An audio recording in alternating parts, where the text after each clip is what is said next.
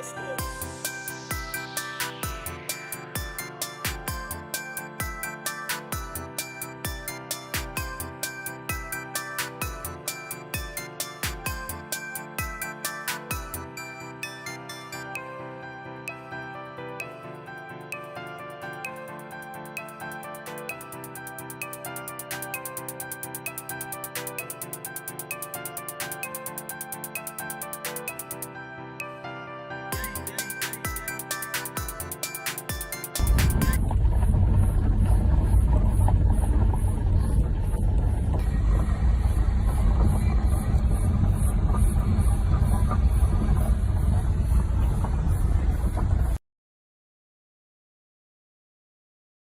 Guys, I just got home from school and I see this like hole in my wall, and like next door I have a really creepy neighbor.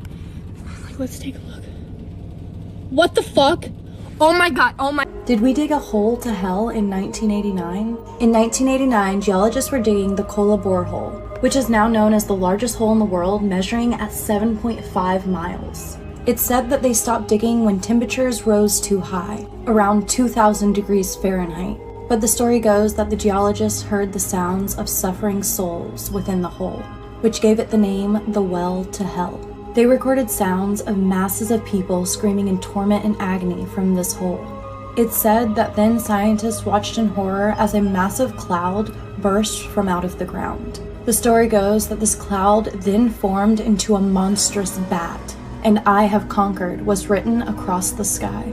I'm now going to play a recording of the sounds that were heard in this hole. Check out part 2 for the rest of the story, and here's this disturbing audio clip. About here is very disturbing indeed.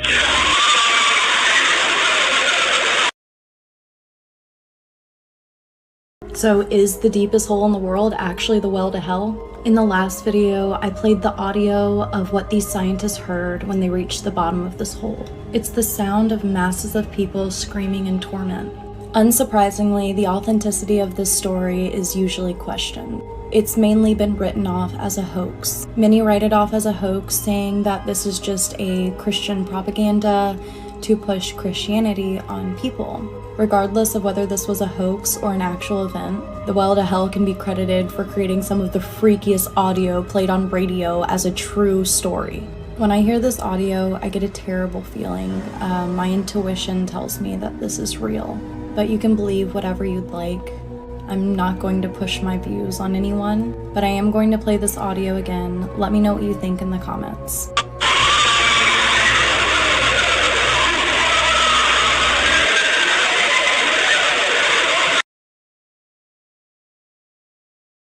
This is why you should always trust your gut.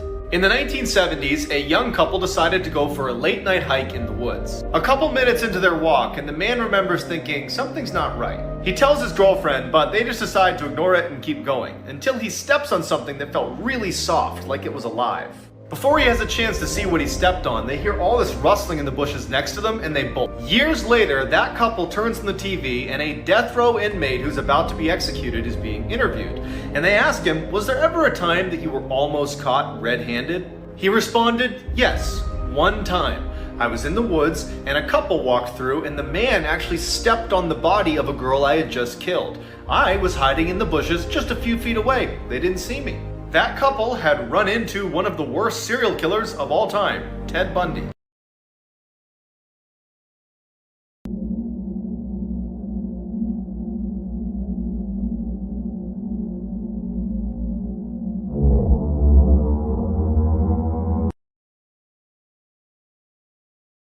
Okay, so this is all for my ladies, really, but also my men, my boys too. Okay, so I was going on a run, and this guy in a white car passes by me, and he's turning around the corner, and he sees me, and he's staring at me, and he completely swivels around in his chair, and I was like, okay, you know what, that's creepy as fuck, we're not doing that. I wanted to flip him off, but he turned around the corner too fast. So I keep running, and he drives past me again. And then I'm running, and I'm like, no, this is it.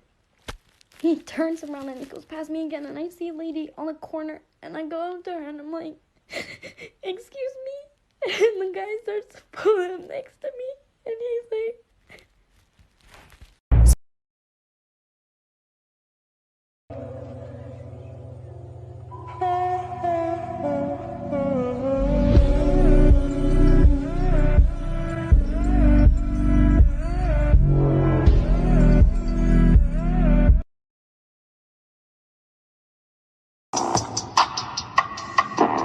Wait.